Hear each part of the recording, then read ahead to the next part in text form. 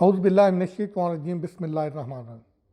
अस्सलाम वालेकुम नाज़रीन, मैं हूं आपका मेज़बान इरशाद अंसारी और आप देख रहे हैं पेटेक्स।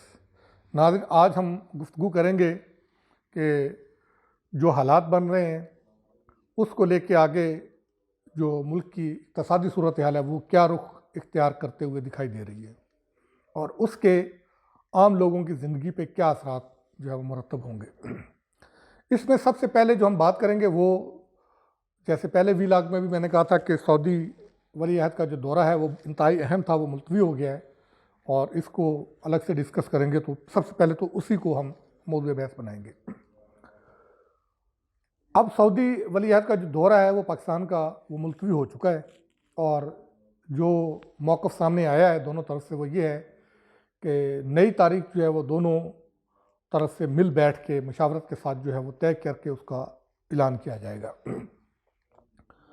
लेकिन इस दौरे को लेके काफ़ी जो है वो सियासी, इक़्तिसादी और सफारती हलकों में बातचीत हो रही है और इसके मुख्तलिफ़ पहलू जो है वो ज़ेर गौर हैं कि उसके मुल्क की मईशत पे क्या असरात होंगे।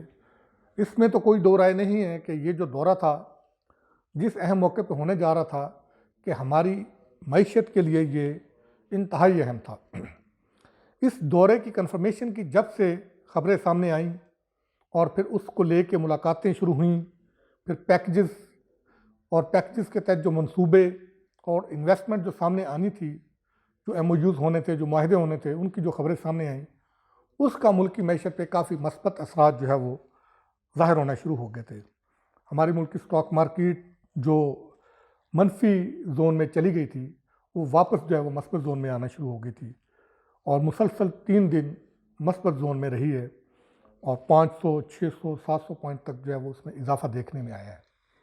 इससे कोई उम्मीद पैदा हुई थी कि शायद जब ये दौरा मुकम्मल हो जाएगा तो हमारी इकॉनमी की जो बहाली और फिर बेहतरी की जो रफ्तार है वो तेज़ हो जाएगी, क्योंकि ये टोटल जो एमओयू साइन होने थे, इन्वेस्टमेंट आनी थी और फिर जो इजाफी फाइनेंसिंग हमें मिलनी थी, ये एक्सपेक्ट की जा रही थी कि ये 20 से 24 अरब डॉलर के लगभग मालियत का ये पैकेज होना था, जिसमें 4.5 अरब डॉलर तो इजाफी फाइनेंसिंग शामिल था, फिर 12 अरब की जो है वो खलीफा ऑयल रिफाइनरी का मंसूबा था, फिर इसी तरह जो यहाँ पे एक बड़ा जो है वो हॉस्पिटल सऊदी अरब के तावन से बनना था वो था, और फिर नीड यूनिवर्सिटी में जो साइंस पार्क बनना था वो था, एक मोटरवे बनना था, इस तरह के मंसूबे थे।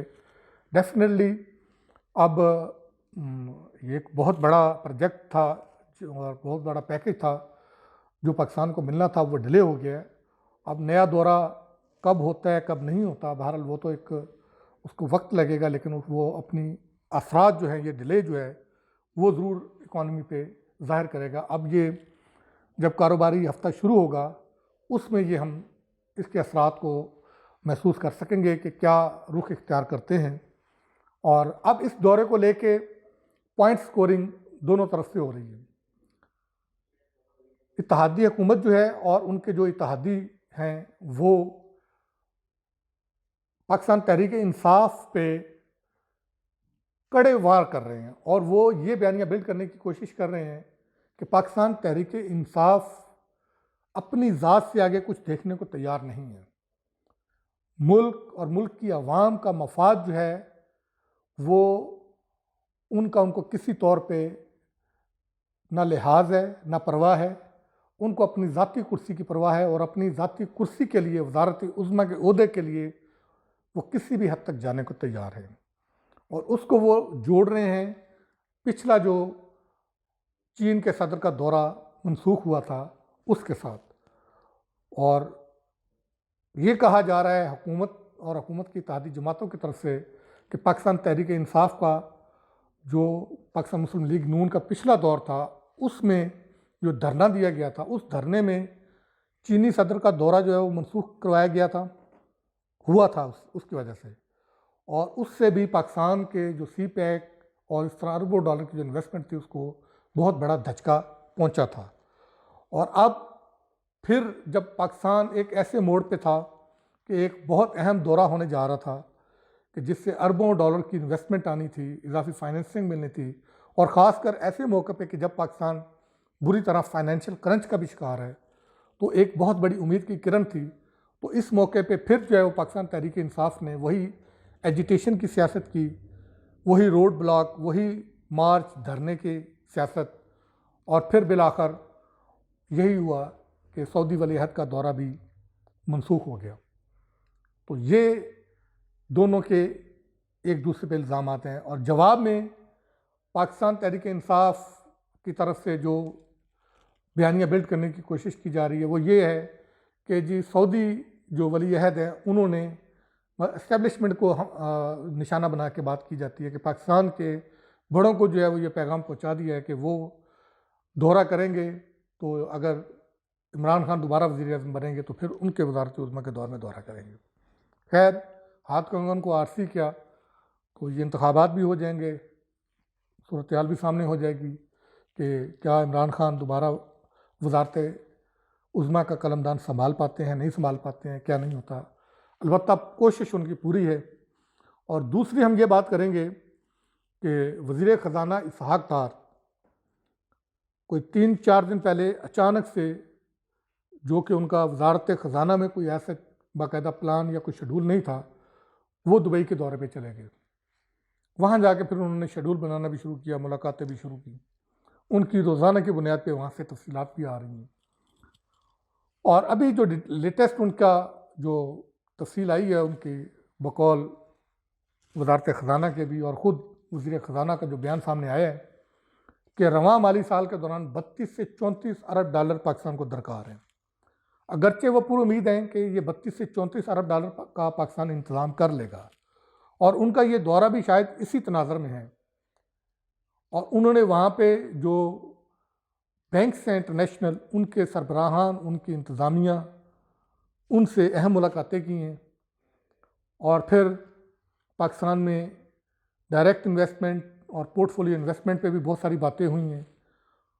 और यही नहीं, इन मुलाकातों में जो पाकिस्तान के एक बहुत अरसा दराज से 80 करोड़ डॉलर फंसे हुए हैं, जो हमने PTCL की निजकारी की थी इतिसलात को, वो हमारे फंसे हुए हैं। कुछ हमारे ऐसे गैर हकीकत पसंदाना तरमीमी अमेंडेड जो हमने एग्रीमेंट्स किए थे, उन एग्रीमेंट्स में जो शराइत थी उनको पूरा ना करने की वजह से।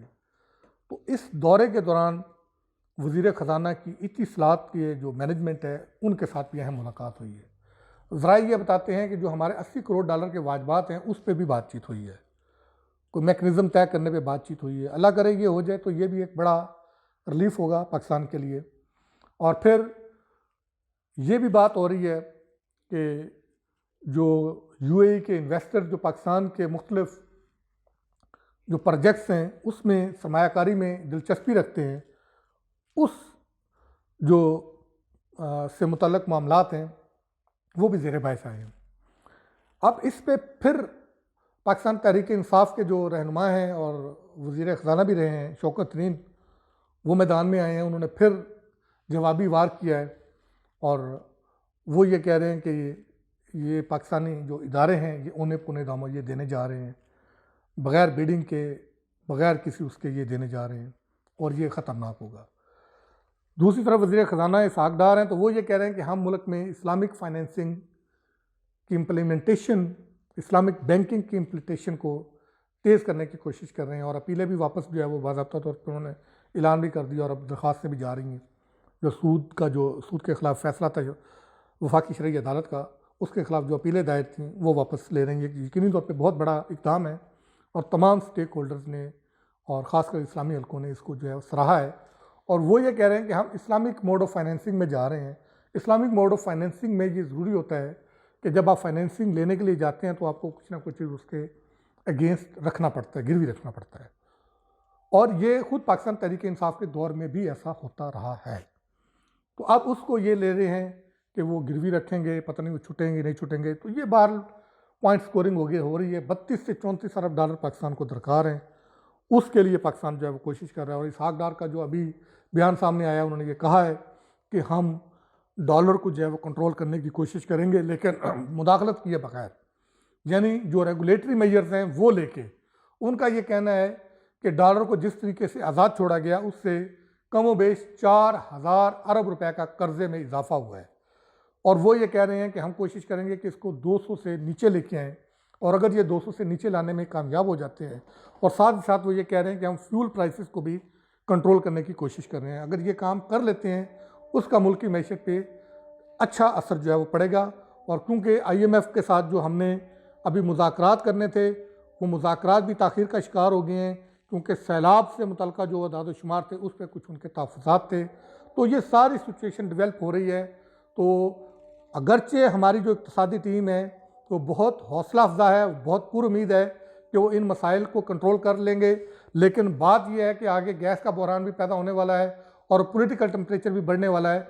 ये तकर्री अगर पुरसकून तरीके से हो जाती है तो फिर पॉलिटिकल स्टेबिलिटी के आसार भी वाज़े हो जाएंगे, और अगर पॉलिटिकल स्टेबिलिटी आ जाती है तो यकीनी तौर पे ये तमाम मामलात भी कंट्रोल में आ जाएंगे, वरना आवाम की मुश्किलात जो है वो कम होने की बजाय मज़ीद बढ़ेंगी।